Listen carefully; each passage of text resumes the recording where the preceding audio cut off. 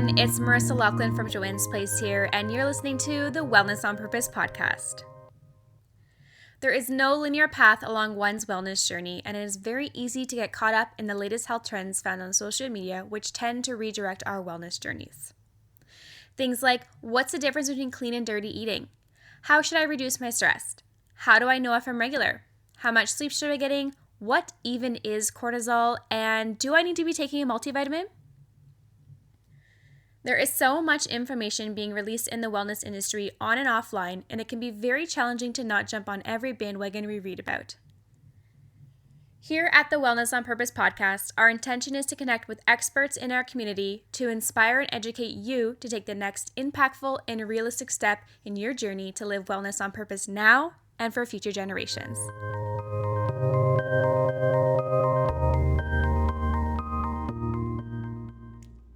On today's episode, we're talking to Ally Sharpe, who is the owner and operator of Peterborough Strength. Ally is very passionate about helping women of all ages become strong, fit, and healthy. She is a personal trainer who also specializes in FRC, Kinstretch, and fascial stretch therapy. Tune in to the rest of the episode to find out about her wellness journey and how she can help support yours. Hello, Ally. Welcome to the Wellness on Purpose podcast. Thank you for being here with us today. So we'll just jump right in. I want you to tell us a little bit about yourself, what you do for a living, and what your wellness passion is. Hi, Marissa. Thanks for having me on your podcast. I'm a trainer in Peterborough. I work at Hybrid Fitness, Health, and Performance. I also teach a wellness program for staff on their lunch break at PRHC. And my wellness passion would be helping women of all ages become strong, fit, and healthy. That's awesome. When you say women of all ages, like what is your youngest client that you train and then your oldest client that you train? I'm going to go 7 to 73. Oh, and how many women do you train on a weekly or daily basis? Oh, man. That's probably going to be between both locations. I'm going to say I probably see maybe 20 to 30 people every day. Awesome. And so we'll split up those two and let's talk about a little bit them separately. So let's start with Hybrid. So you run private clients out of there and group sessions out of there? Yeah, so at Hybrid, I kind of do several things. So one of the main components of my business is some group fitness. I teach a women's strength training program. Now, I should also be careful because I actually do have a couple male clients now, but primarily it's women that I work with. So I teach a women's weightlifting class. I also do a lot of personal training, usually people coming right out of physiotherapy and they just need another step kind of before they're out on their own. So I work with clinics usually with their clients, and then they get passed on to me and we help them get stronger. That's awesome. So what does your style of weight training look like? Like, is it 3 times a week, 4 times a week? What does that look like? Is it dependent on client that you see, or? Well, that's all different, and it's kind of depending on the goal of the person that I'm seeing. Now, for the most part, I see people twice a week, and depending on the person, I may see somebody 3 or 4 times a week. If it's a PT client that's looking to come in more often, and their goal supports that, then I see them more often. Otherwise, we do about twice a week for the lifting. Awesome. And then, so PRHC, so that's the Peterborough Hospital. Do you go there every day or a couple times a week, or? Yeah, so at the hospital, I'm there 4 days a week. I offer 2 different types of programs there. So one program runs Monday, Wednesday. The other program runs Tuesday, Thursday. So I have a class that's kind of geared to a higher intensity, then the other one is a lower intensity. I feel it's important to be mindful of all people's fitness levels when offering a program like something like this. So so I do the 2 different things to gear to the 2 different markets. That's awesome. And with the PRHC clients, like, I feel like fitness and movement is such a big stress relief for people, and do you see that really beneficial for people working at the hospital, like nurses or, I don't know, radiologists, whoever might be coming to your classes? Do you find that's a nice stress relief for them?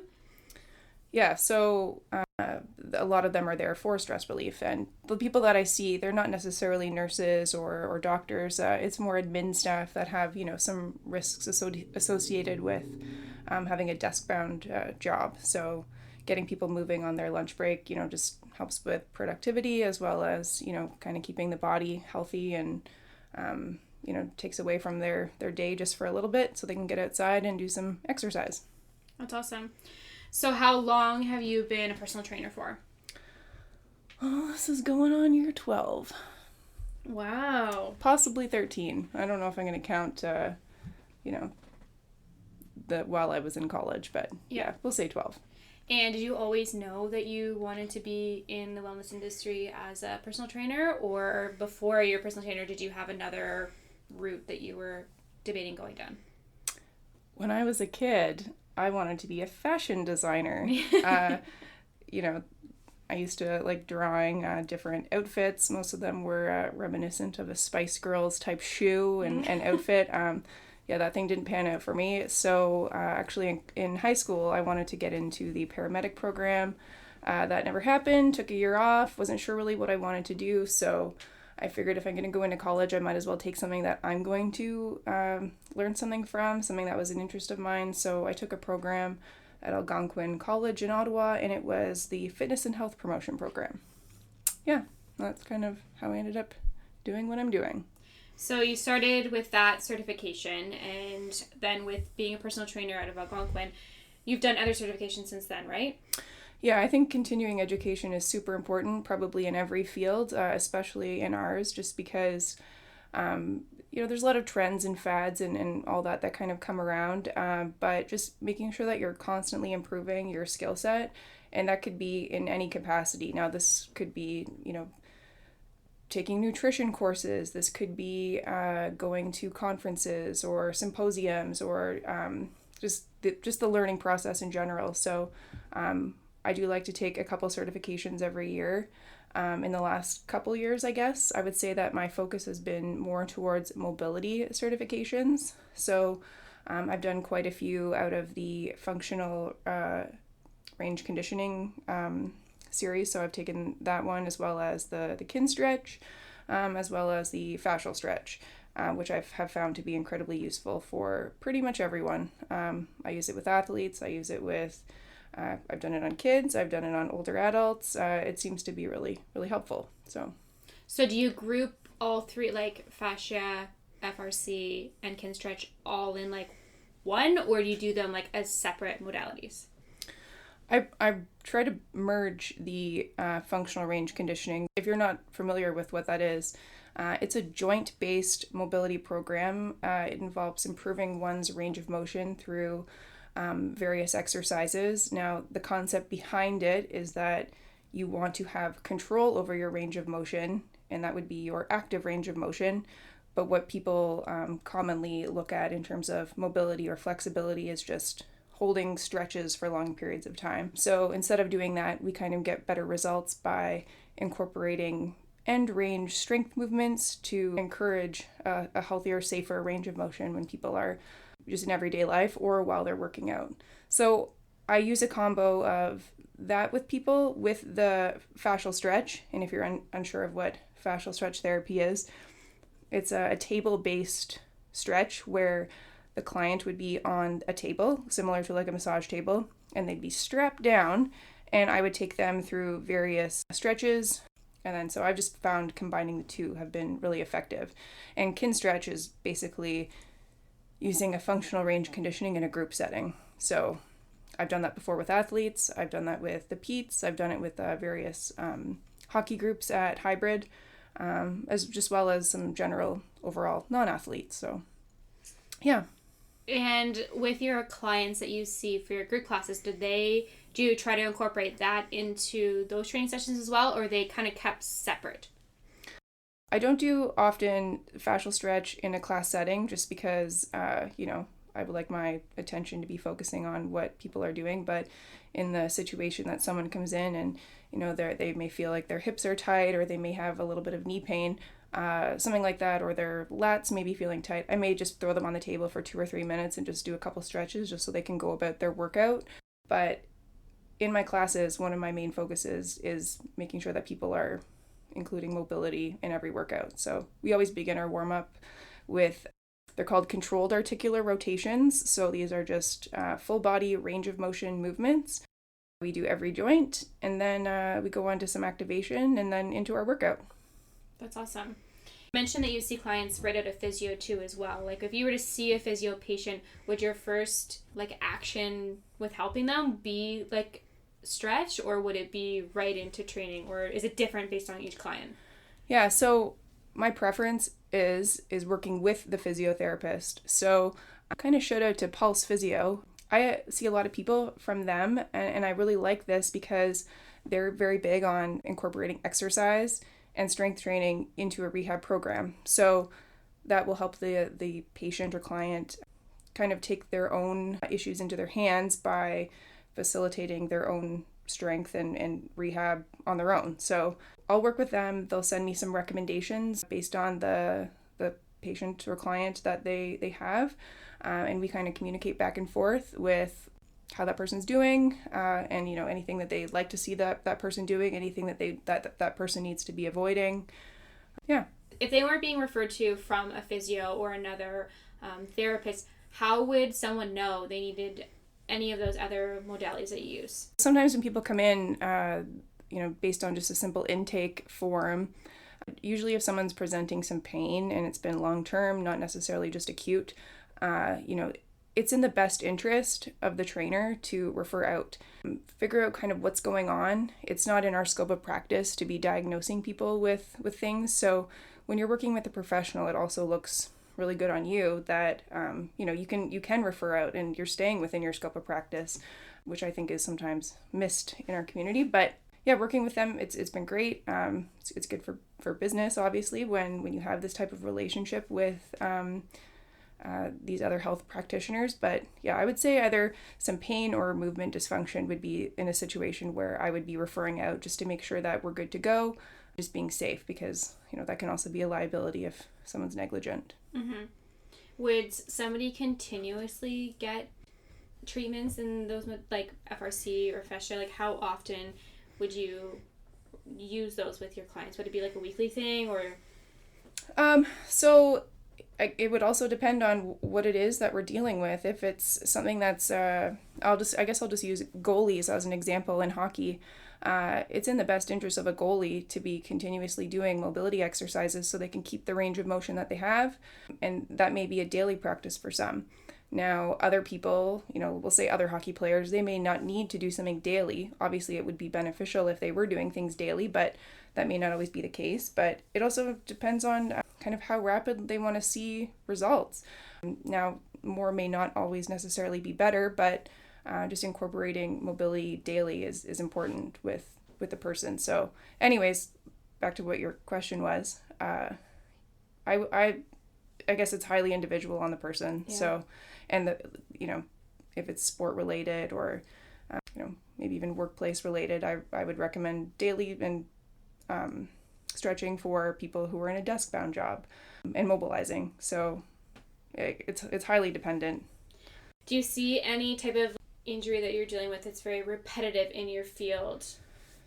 Yeah, definitely hips. If you're in a desk all day, every day, and you maybe drive to work and you get home from work and you have dinner at the table, then after dinner you might be on the couch watching some TV. I'd be willing to place a bet that there may be some hip tightness going on there. Now, whether that, you may not feel that as hip tightness. For some people that looks like knee pain. For someone else that could be lower back pain. So I would say definitely hips. The other big one is wrists. So I guess like kind of a quick way you can tell if you have some tightness going on at the wrist is if you extend your arm straight out in front of you and you try to lift your hand up and try to get it to about a 90-degree angle out in front of you. If someone can't maybe get a 90-degree angle with their hand there. Like kind of you'd be pressing against a wall? Yeah, imagine that you're pushing your hand up against a wall with your arm straight out, but obviously your hand not on the wall. If someone can't get to a 90-degree angle, that's very common, but that's also something that I need to be aware of when programming exercises for people, because If someone doesn't have that type of flexibility, would you put that person in a push-up if they can't control that range of motion? So probably not. You want to do some wrist mobilization to kind of bring back some range of motion before you load it. So well, you definitely do an intake with all your clients to see if they have any issues that way before coming into your strengthening classes, correct? Yeah, so when people come in to go to my classes, I meet with them. We do a joint assessment where I take people through range of motion exercises, and I'm just noting any pain or any range of motion limitations that they may have. And then when they go to come into my classes, right after our warm-up and our activation series, I give people a 5 to 8 minute time period where they can actually do these exercises that either I've provided for them, or maybe their physiotherapist or chiropractor or a massage therapist has given them, so that they can continue to improve. And then when we go into our workouts, just doing this before just as a dedicated time, because sometimes everyone knows things that they should be doing, but assigning the time to do it is something else. So just having that time where people can spend mobilizing, I find, is important. So that's why I do it. That's good. Do you find that there's like a common myth in your niche, whether that be personal training or stretch or FRC? Like, do you find something that a lot of people think is the right thing but isn't quite that? I don't know if I would say, there's obviously a lot of myths in my industry. If you spend an hour on Pinterest and Instagram, you could be, having conversations with people about these things and, maybe why not to go about it this way. But what the big thing I feel is that people need to start where they're at. So, if you were in a regular gym routine maybe 5 years ago, and you were going 5 days a week, and then you took a period off, going back to that 5 years ago and trying to lift what you did 5 years ago, that's just not going to work for you this time around. So I would say just being mindful of where you're at today and making sure that you're incorporating an appropriate exercise routine based on where you're at today. Now, for some people, that may just be doing mobility exercises. For some people, that could be doing body weight exercises. If you've been on an exercise path, you may be wanting to incorporate some barbell stuff in. But just matching the person to the appropriate exercises, I feel super important, but often overlooked. Yeah. I feel like I'm also super guilty of that, like falling into that routine of like, okay, I'm only 27, I can do what I did when I was 20, and then I'm like, there's so many other factors to consider. There's like the inflammation in your joints, if that's a big thing, right? There's your energy levels, your sleep, all of those that are big factors that a lot of people tend to overlook, right? Yeah, and I think a big one is also stress. If your job is stressful and you have kids and, there's some stress there and just, general life stuff, you need to consider that exercise is also a stress on the body. And are you just doing too much? Now, back to what I said about maybe just doing mobilization. For some people, that could just be adding walking into their routine. That could be the appropriate exercise for that person, just doing some just daily walking. It doesn't have to be, doing intense CrossFit workouts, Yeah. 5 days a week. That just may not be the right thing for you today. So would you say, like, along your journey as being a personal trainer, what would be some trendy things that aren't really applicable to your training method now? I took a very expensive week-long course once, and it was basically taking people's body fat readings with calipers. Looking back, I think that would be a huge mistake that I did. It's just not relevant and it's not appropriate. It's very invasive. But, that person, those numbers may not be important. Different sites in the body and the how much fat they're carrying in a certain location. That was, I probably wouldn't have done that now. But how long ago was that?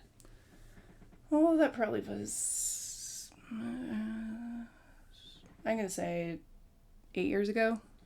Yeah, like I remember in high school, like just in gym and phys ed, that was like part of like your fitness assessment was you had to get your body fat measured. I don't know if that's still like that, but like that's basically just like, just set you up really for like that mentality of, oh, is my body good enough? Is my fat percentage what's defined? Like that was a huge push to that. But I remember like we would do it on each other with like the calibers, and but I don't know if they still do that.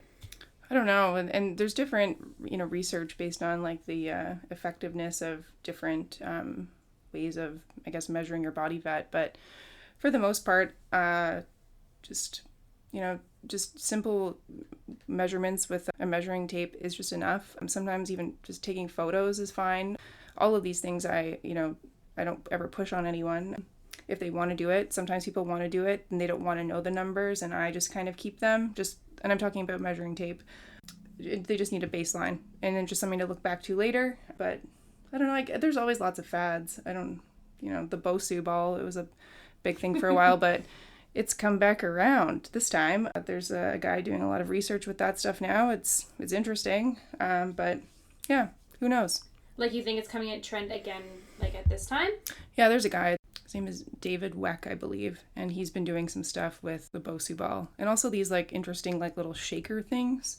He uses a lot with people skipping, but anyways, they're just like little, trend. It could be not a trend, but the basics are always, the things that we need to be getting good at, not things that are quick or fast. Or require like additional equipment or expensive things, and it's just not necessary. And getting really good at the basic movements I think is important, which would be like a squat movement, a hip hinge movement, a push movement, an overhead movement, maybe a pulling movement, and just some core stability. But yeah, it doesn't need to get super fancy, and spending time getting good at the basics I think has the most benefit. Mm-hmm. So with your journey and your lifestyle, aside from like the business perspective, like what would be your foundational pieces to your well-being? So obviously movement, that's what your business is, your passion is, but what other pieces do you find are really essential to your wellness? Well, you did say movement, but I can't stress enough how important walking is. And walking, maybe without headphones in, so you can actually spend some time just with your thoughts. I have a pretty rigorous daily walking routine that I do. Only about 2 or 3 kilometers a day, but it's been important, and that's how I like to start my day. But you're consistent with it, which is super important, right? And you know that because you have me on my Apple Watch. I do. Every day I get a notification, Ally completed her ring, and it's like, oh, I need to catch up. I need to get going. It's a good motivational tool. As it is for me when I can see yours. Yeah. Yes. So that, I think food is a huge thing. Nutrition, being very mindful of what I'm consuming and how often, and trying to keep foods low inflammatory for the most part, and yeah, those are big ones. Definitely cooking, it's a big one. Meal prepping, just making sure that you have stuff available. Yeah, being on top of it and being ahead of it it's hard and it takes time, but just set yourself up more for success that way. Well, if it's 8 p.m. at night and you haven't ate all day, and you know that you don't have food ready to go at home, that's when things that you may not choose start looking really good. Yeah. Like in the summer, Dairy Queen drive-thru. Or any drive-thru, right? Or the other piece of that too is not eating at all, which is just as bad too, right? Because you could just not be repairing or replenishing the body as much as you need to be. Yeah, and that's something that I found super helpful actually, was I did the Whole30 in April, and that was a huge thing for me. It was basically a 30-day challenge, if you're not familiar with what it is, where there's no gluten, no dairy, no alcohol, no sugar. What else? Well, no processed foods. No processed foods, yeah. Like no hydrogenated oils. Yeah. And so that just, because when you're having these guidelines, you had to make your own food. You had to make sure that you had food available so that, you would continue to make the right choices to stay on top of that program. So, yeah, it's shed more light into habits, I guess, for me. Was that your first time that you did the Whole30?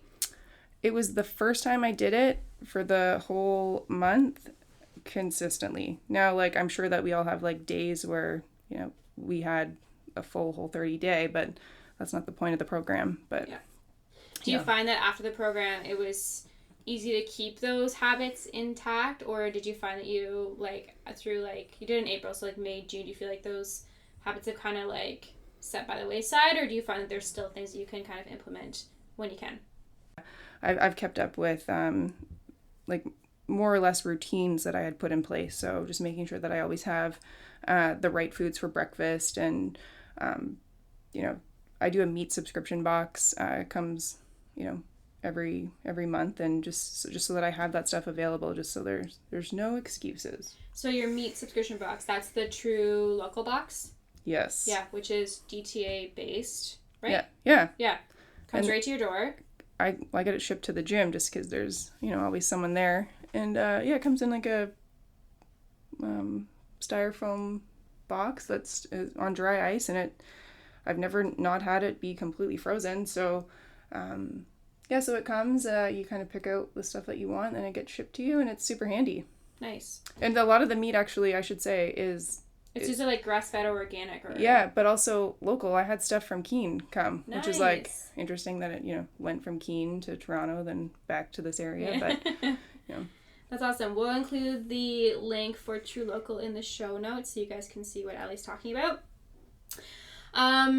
So you kind of touched on like social media and how there's a lot of like, you know, false information really across the board. I think that you can go on social media and it can become so frustrating sometimes, like being in the wellness industry. Like anyone can, you know, put videos on Instagram, whether they're calling themselves a trainer, or they're calling themselves a nutritionist, or they're calling themselves an influencer. But aside from the things that can become very like overpopulated and saturated in your feed, is there anyone that you find on social media that's really inspiring to you to follow? Yeah, well, it's funny because I draw my inspiration from like many different people, actually. I try not to follow into one, you know, group or way of thinking. I don't know, that's kind of a tough one to think about, but there's various coaches in the strength and conditioning community that I follow. There's different people in the nutrition community now, whether that could be like Melissa Urban from the Whole30, or even Michaela Peterson, who's been a big proponent of the carnivore diet. There's something to take from each field. Now, you know, kind of how you know, go about with that information is, you know, up for debate. But yeah, I just think there's something in each category that we can learn from. So yeah, and even the mindset stuff, you know, there's definitely good information out there now that could come from, you know, something like Joe Rogan, or maybe even someone that's been on his podcast that I've picked up and followed their stuff. But yeah, there's so much stuff out there, and you know, just like I don't know, I don't think that there's not necessarily one person. Yeah, no. Yeah. I know you're a big Joe Rogan podcast listener, and I can't believe how established Joe Rogan has become, and like how identified he's become. But he's so smart. He's like such a smart man, and I think that he is very strategic with who he features on his podcasts when he does. Yeah, well, I definitely a huge fan of it. I think the reason why he's successful is because he's taking things that he's interested in, and he's interviewing people about his own interests, not necessarily the agendas of people who, you know, that may possibly be guests. So, yeah, no, just so much good stuff on there. Now, my favorite part is that it's always different. You know, one day it's a UFC fighter, the next day it's like Elon Musk, then it's like, you know, a hunter, or, you know, someone in like wildlife conservation. Then, you know, the next day it could be like a nutrition guru on there doing a debate with another one. It's just always interesting, and he's very unbiased. I find in his interviewing. Yeah. And yeah. And I think he's like really comfortable with making people uncomfortable, like not in a bad way, but willing to actually talk through things, and not just like, here it is, this is the box it fits in, blah blah blah. He's really willing to step outside of the box for those things. Yeah, no, there's something definitely like about his like interviewing style, and yeah, it's great the way he does it. Yeah. So I know you shop at Joann's. We see you in here on your breaks in between. What would you say are some of your like go-to products that you use that are really beneficial to your health and wellness? Whether that be like to satisfy, you know, the emotional side of like hunger, or like a supplement, or like a product. What would you say are some things, one or a couple things that you love at Joann's place? Several things. I love the kombucha. And I remember there was a time when Joann's place was the only one in Peterborough where you could get it. I specifically love the chia ones. And I'm drinking a raspberry chia one right now, actually. GT brand. Yeah, the GT brand. Fun fact, in California, some of the GT's brand of kombucha is black labeled. That means you get ID'd at a health food store to buy a health drink. Yeah, that felt weird. Okay, kombucha. What else? I like it's the hot chocolate, the reishi. Yeah, Botanica hot chocolate. Yes. I'll make that at night with like some coconut milk. Yeah. And a little bit of water. I love that. That's a nice little treat. I really like the Hail Mary lemon one that is new. I was very excited to see these. That Joanne's carrying the Hail Mary stuff. I just saw on Instagram that they released a new flavor, and it's mint chocolate. Oh. So I can't wait for that to come to Canada. And my final shout out, another treat, is the peppermint Nanaimo bar. Oh, yes. And I also liked that maple coffee. Oh, the Madawaska. Yeah. Yeah. Yeah, we have that at the cafe quite a bit. It's a good one. Because you can have it just black if you're like somebody who...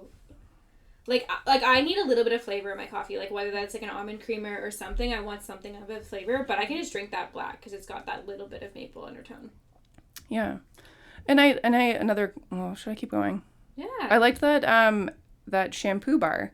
I'm trying to be more mindful of my, waste, and it's a bar. It looks like a bar of soap, but it's shampoo. Yeah, it's called the Unwrapped Life. Mm-hmm. Yeah, it's really good.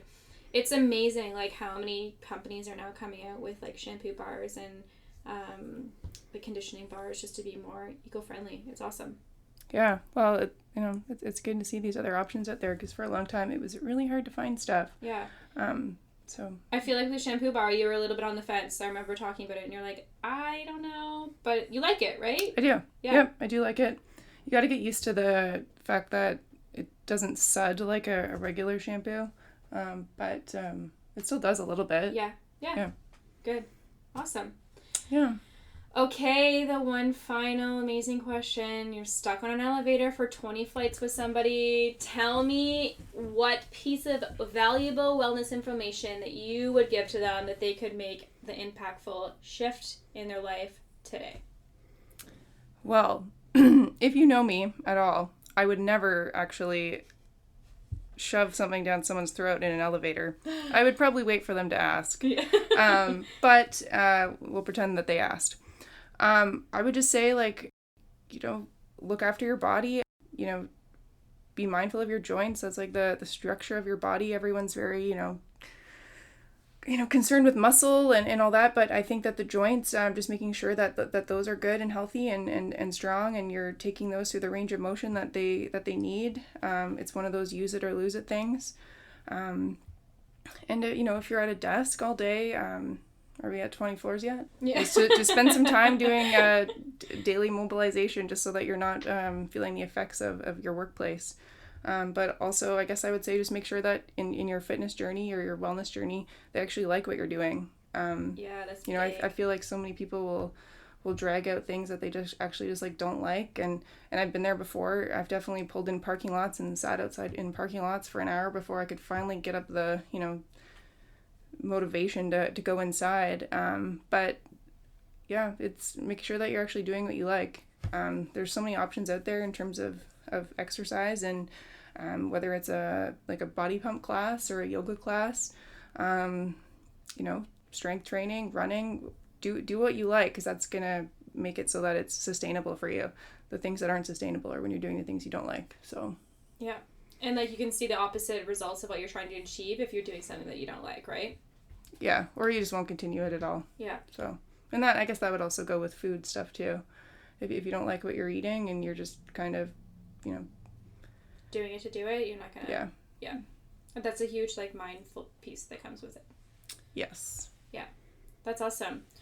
Well, Ally, tell everybody where they can find you. Social media, Facebook, where can they find you? I'm on Facebook and Instagram. My page on both those is Peterborough Strength. I like to highlight my clients' accomplishments. You'll never see selfies of me in the mirror with the abs I don't have visible showing. Like, that's not my thing at all. I like to, like I said, highlight other people's accomplishments because, it's not about me. That's not why I do what I do. But yeah, you'll find me on there.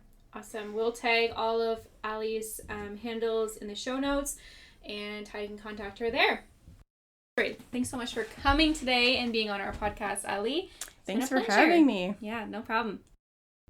Thank you guys so much for tuning in for today's episode with Ally Sharpe. Be sure to follow her on social media to see how she's helping women of all ages become strong, fit, and healthy. Please like, review, subscribe, comment, leave us any feedback that you want to, and we hope that you are inspired to live wellness on purpose now and for future generations.